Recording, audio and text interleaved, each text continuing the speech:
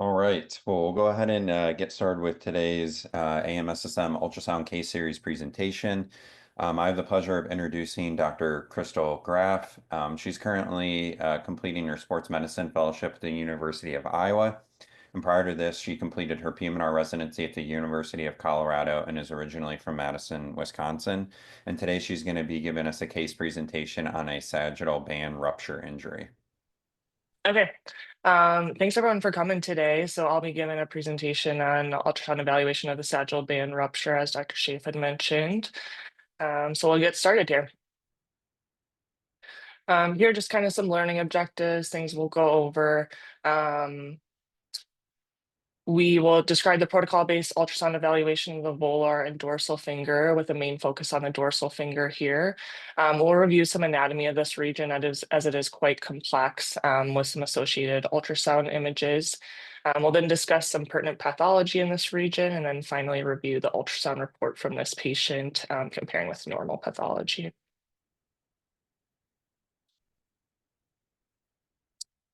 So as far as our case, we have a 17-year-old, he's right-hand dominant male wrestler, presents with focal swelling over the dorsum of the right fourth MCP joint after direct impact to this region during a wrestling match. He has difficulty extending that MCP joint as well. So this is a photo of the fifth digit, but you can imagine it kind of looked quite similar over the fourth digit or knuckle there.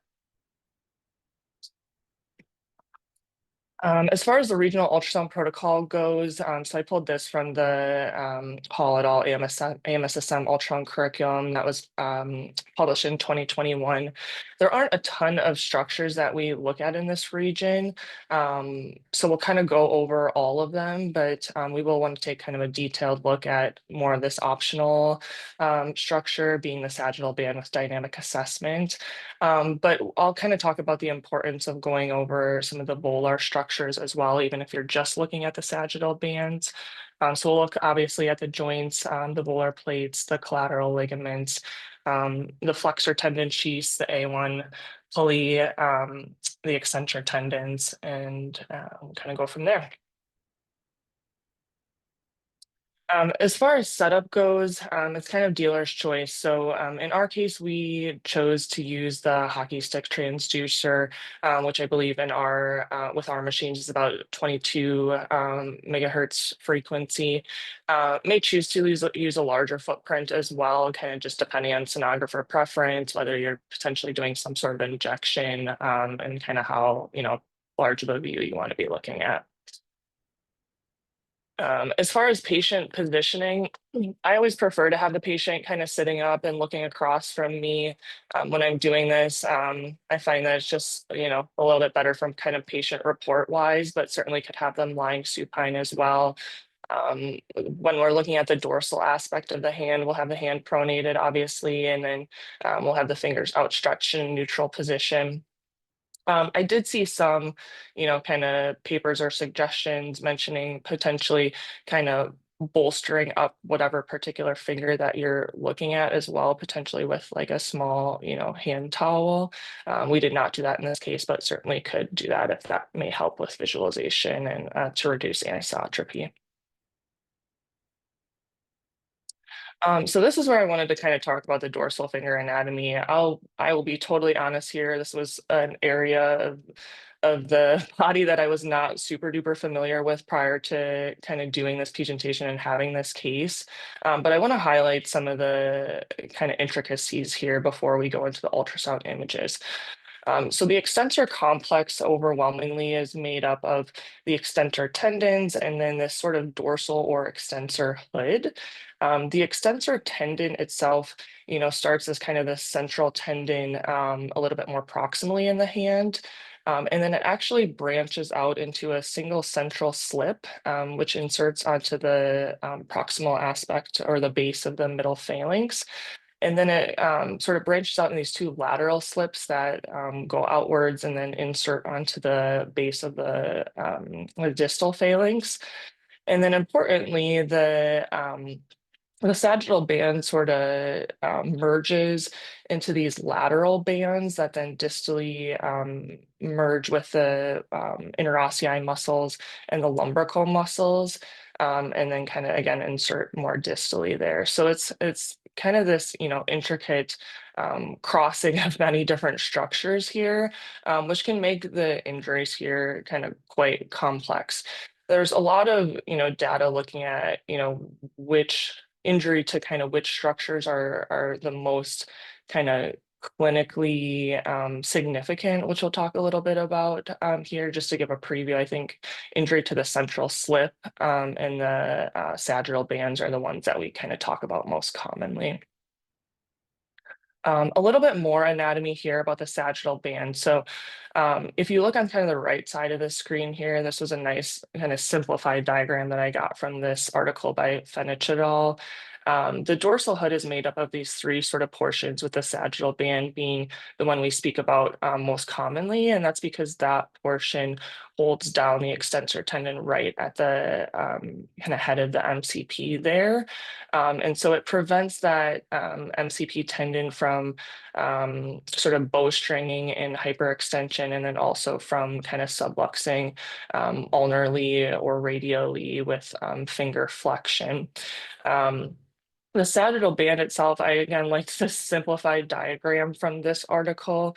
It actually kind of, its origin is from the plantar plate on the palmar aspect of the finger, and then also partially from the deep transverse metacarpal ligaments.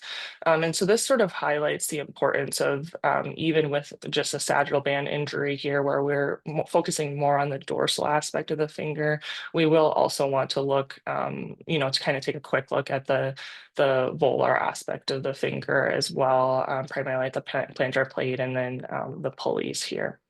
But essentially, the sagittal band, to simplify things, is very much akin to the A1 pulley as far as its function and kind of holding down those tendons in place with movement of the fingers. And then lastly, as far as anatomy wise, I wanted to touch on this because this will be important from an ultrasound perspective. It is important to remember that on the second and the fifth digits, there will be kind of redundant tendons there, or two tendons present. And that's because there's, contributions from not only the extensor digitorum communis, but also in the second digit from the extensor indicis proprius, and then in the fifth digit from the extensor digiti minimi. So in our case, we'll be looking at the fourth digit, where there will be only one kind of central tendon present, but it is important to remember that if you're looking at the second or the fifth digit, you may see two tendons there. So it's important not to, mistake that for a split tendon tear or split thickness tear, for example. And then just kind of looking at like common pathologies in this region. So, I don't think it's overly common that this is an area that we're doing diagnostic ultrasound on, at least from what I've seen through my fellowship year. But things that we'll be kind of commonly looking for, maybe extensor tendon tears or subluxation, any evidence of tenosynovitis, which we may see with things like rheumatoid arthritis or infection, joint effusion or synovitis, osteoarthritic changes. Again, we'll sort of narrow in on this sagittal band rupture phenomenon, which is also commonly called boxer's knuckle. And then I mentioned that central slip injury as well when I was kind of giving the explanation anatomy wise, and that can have a boutonniere deformity risk for that. And then lastly, as we, kind of will look at any region of the body, we may see some foreign body as ganglion cysts or tumors. So going back to our protocol here. So again, as I mentioned, we'll start with a volar MCP joint, also narrowing in on the volar plate. So the picture in the middle is from our patient. I kind of pulled this other picture from Bianchi, as it's a little bit easier to see some of the structures here. But we'll want to look at, the MCP joint. We'll want to, look at the integrity of the plantar plate, which should be this isoechoic structure kind of extending over the metatarsal head. And then, obviously looking for any evidence of tenosynovitis in that flexor tendon. And then again, in our patient, I won't kind of belabor this point too much, since this presentation is more looking at the sagittal bands, but it is important to look at the A1 pulley here. So in our patient, you can see it's kind of this band overlying the flexor tendon, with some posterior acoustic shadowing. So that is normal for that tendon. And then we'll do kind of a quick dynamic assessment. That A1 pulley is this anechoic structure, excuse me, over the flexor tendon. And we're just looking for any sort of evidence of dyskinetic movement, which may be, indicative of trigger finger. Um, and then, in these patients that, we're obviously looking at this acute athlete, but if we have a patient that we're looking at who has rheumatoid arthritis, they may have concomitant trigger finger and sagittal band injuries. So it's important, again, to kind of evaluate both of those regions. That again. And then we'll kind of get to the meat of things. So from an ultrasound standpoint from the sagittal band, so oops, here we go. So this is the picture of our patient here. Again, I kind of pulled in this picture from the Fenich et al. Presentation. But for the sagittal band, it should, it kind of looks somewhat similar to the A1 pulley, although quite a bit different, in that it's kind of these two sort of hypoechoic bands that are extending kind of laterally from overlying the extensor tendon. There is a radial and an ulnar component, and they sort of again overlie the metacarpal head there. Um, If you look at this kind of more detailed portion, you can see that it's just sort of the structure that envelops the extensor digitorum tendon. I did see in this paper that, they reported, again, from like very limited probably amount of papers that the normal thickness could be anywhere from 0.4 to 0.7 millimeters, which in such a small region to me is, quite a large range. What the paper mentioned and what I would sort of favor is, if you're worried about a partial thickness tear in this region, would be worthwhile to look at the contralateral side or at one of the other fingers, just to look for any evidence of thickening or potential hyperemia in the area of interest there.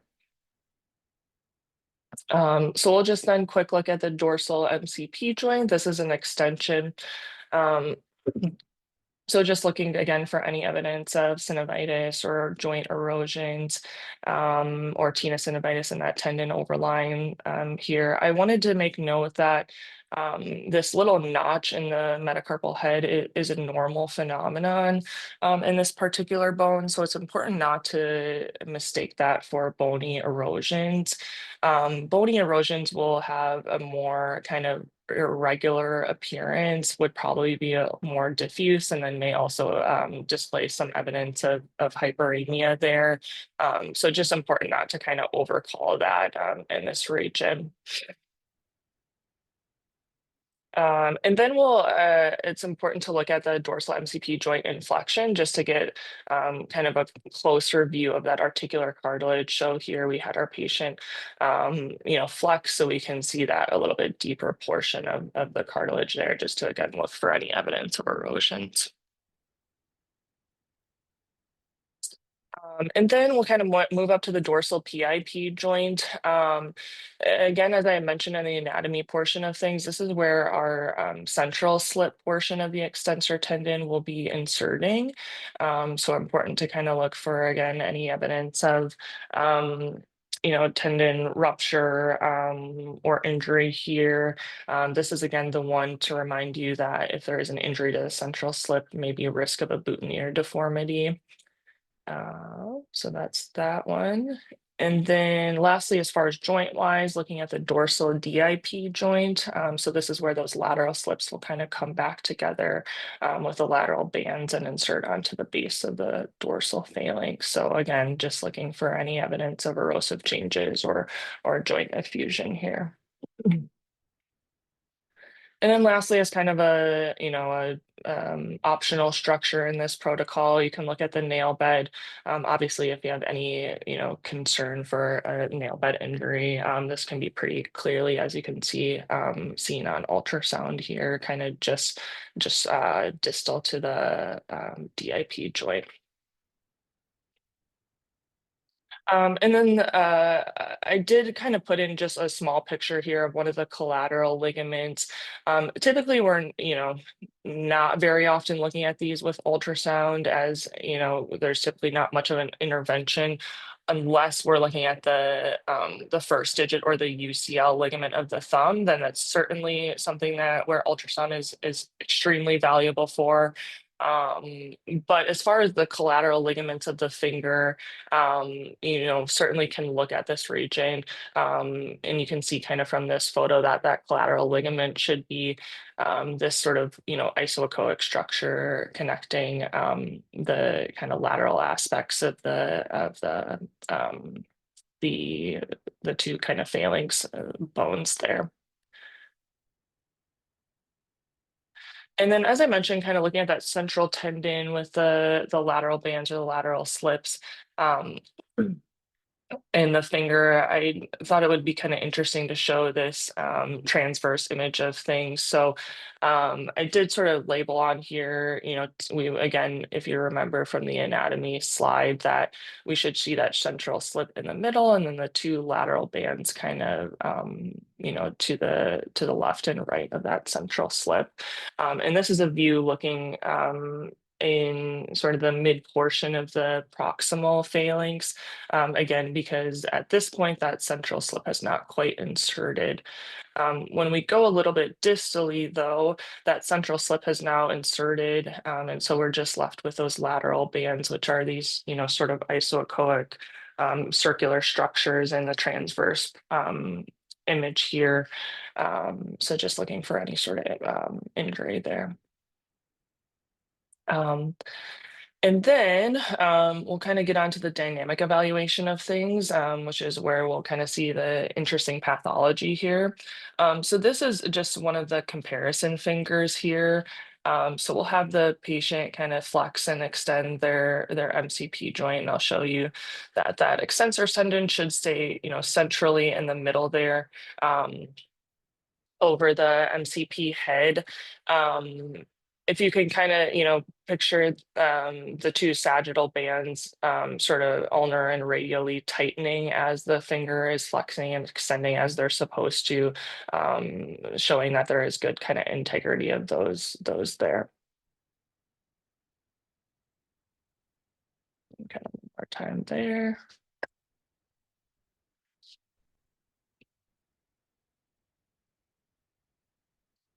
So remember that sort of as your frame of reference as we get into the pathology here. So here was just a, kind of still image of our patient with the extensor tendon, obviously not in sort of the central portion of the MCP joint. It's way off to the ulnar side here and in between the two metacarpal heads. So obviously that is abnormal. We were looking for any evidence of hyperemia here, which we did not see as this patient had came to us, quite a bit later after the injury.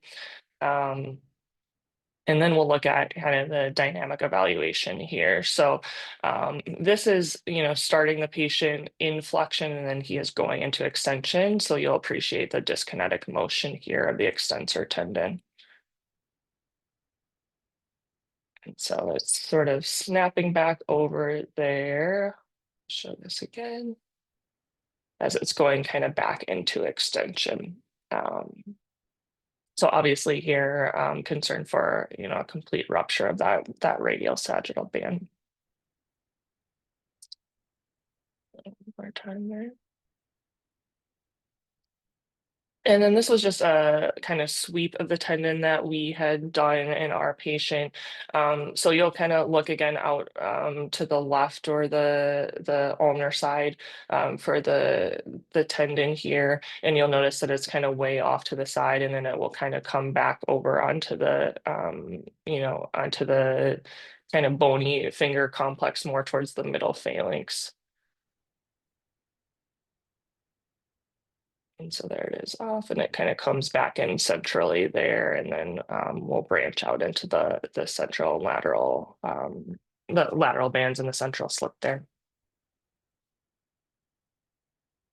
One more time there.